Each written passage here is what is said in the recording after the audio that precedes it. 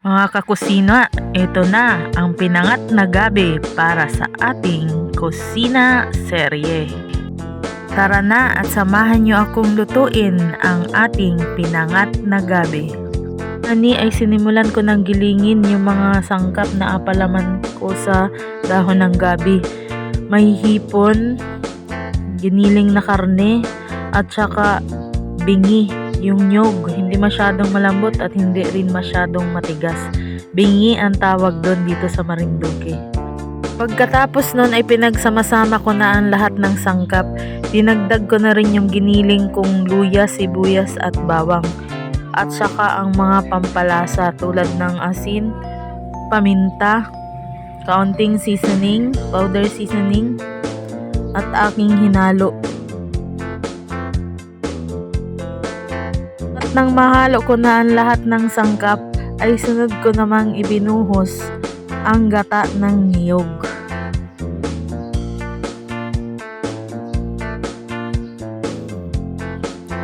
At muli ay hinalo ko.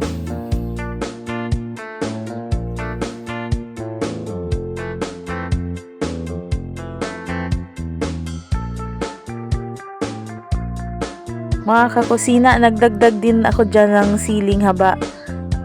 Pwede rin dyan yung siling labuyo. Wala lang akong available sa aking kusina, kaya yung siling haba ang aking ginamit. Ayan, at hinalo-halo ko uli.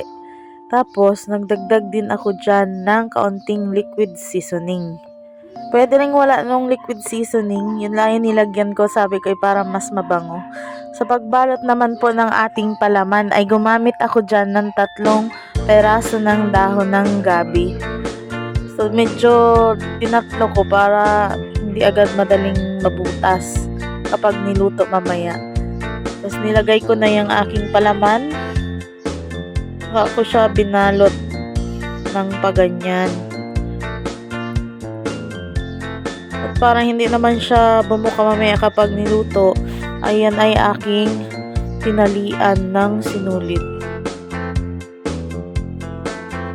Pasensya na nga ni po pala sa mga kakusina ko na nag-abang ng aking kusina serye ngayong araw. Late na po ako nakapag-upload. Ang inyong Mama Dragon ay pumunta muna ng school. Nag-report po muna ako sa school. Kauwi ko lang po ngayong hapon. Hindi pa ako nakapag-upload sa school at marami po akong ginawa kanina. Opo mga kakusina, ang inyo pong lingkod ay isang guro. Ako po ay isang teacher sa secondary dito sa aming probinsya ng Marinduque. Ang pagre-reels po ay ginawa ko lang libangan ngayong bakasyon.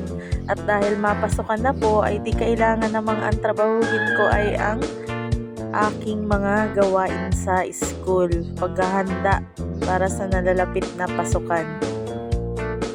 Medyo malilimitahan na ang mga pag-upload ko ng kusina serye kapag dumating na ang school days. Pero asikapin ko pang makapag-upload pa rin everyday dahil ito ay naging libangan ko na rin. At thank you po sa lahat ng nanonood ng aking kusina serye. Maraming salamat po sa inyong lahat.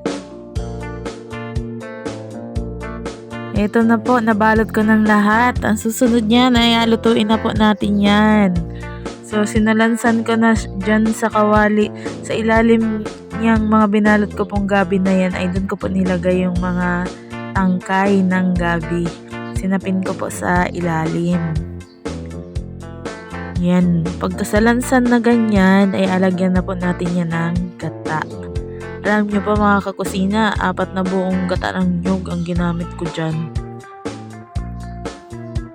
Yan. Tapos lulutuin po natin yan sa medium heat, mahinang apoy lamang para hindi siya magtutong. Niluto ko lamang po yan ng mga 45 minutes sa medium heat. At ito na po ang ating pinangat na gabi. Thank you for watching. Bye-bye! Hanggang sa susunod na edisyon ng ating kusina serye.